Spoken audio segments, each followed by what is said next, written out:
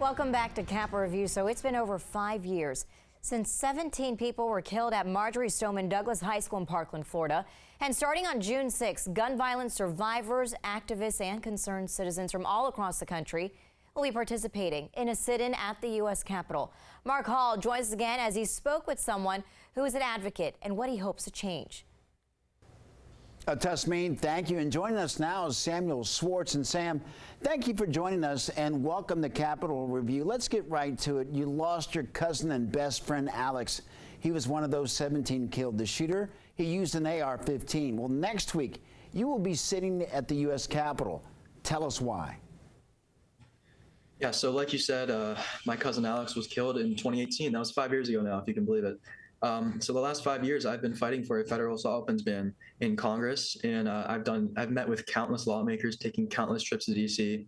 I've been a part of so many rallies and marches and meetings, and they're not hearing us. They're dismissing us. They're dismissing Gen Z. They're dismissing the mothers. And that's why I decided to do this, hold this sit-in, and it'll be June 6th to 12th, and we'll be there for 23 hours a day, rain or shine. And the goal of this is to put the assault weapons ban on the floor, both houses of Congress, for a vote. And we are going to be calling out those who have not co-sponsored, specifically the Democrats, because they're holding this up. That's why I'm doing this. I'm sick. I and Gen Z are sick of inaction on this. It's long past time something is done.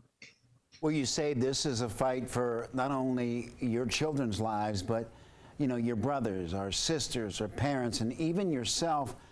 We're all at risk. You know, talk about that. Yeah, you know, I'm 19. I just started college as a freshman. And I looked to get out of Florida. My hometown is Florida, and I'm in college in Boston now. And, you know, a reason I picked that is because it's just safe. It's not even about schools. I have the perspective of schools because I've lived my whole life as a student, growing up in an age where mass shootings have dominated the landscape. But, you know, for students, that's our lives. But going outside students, you know, you can't go to a mall, you can't go to a church, a synagogue, an amusement park. Nowhere is safe anymore. So it's not even students. It's just regular, everyday Americans who are going out. It doesn't matter if you're black or white or gay, or it doesn't matter at this point. These bullets do not discriminate. They will destroy your body as they do to kids in school shootings. They will rip you apart. You will be unidentifiable in a crime scene. And that's the reality that all Americans, not just students, all Americans are dealing with. No matter where you go, you are at risk of being victim to a mass shooter who aims to destroy an entire community with an assault weapon. You know, Sam, you said that you've talked to lawmakers, perhaps on both sides of the aisle. Do you have a sense of what would be considered common sense legislation, or where lawmakers on both sides of the aisle could maybe meet and come up with some sort of, you know, common sense legislation, or you know, relating to guns? Yeah, I mean, I really do think that an assault weapons ban is common sense. There comes a point in time as a country where we have to come together and say this is not about the Second Amendment. This is about saving people's lives, not only children, but Americans' lives, your life watching this. You know, I never thought that this would affect my life, and then I found myself that it did.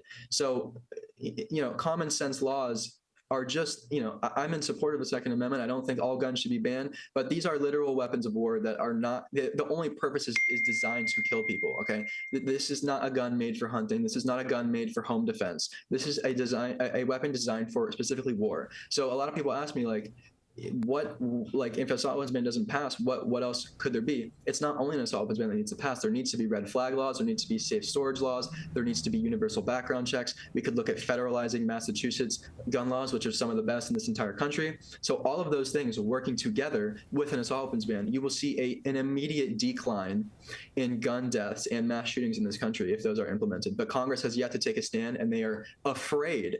They are utterly afraid of taking a stand on this because of losing re-election. They're afraid of losing money, but our lives are at risk. They are elected to serve us and to protect us, and they are utterly failing us.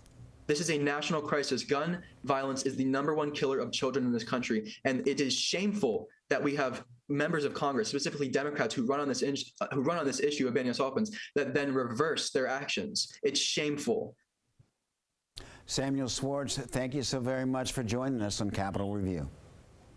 Thank you.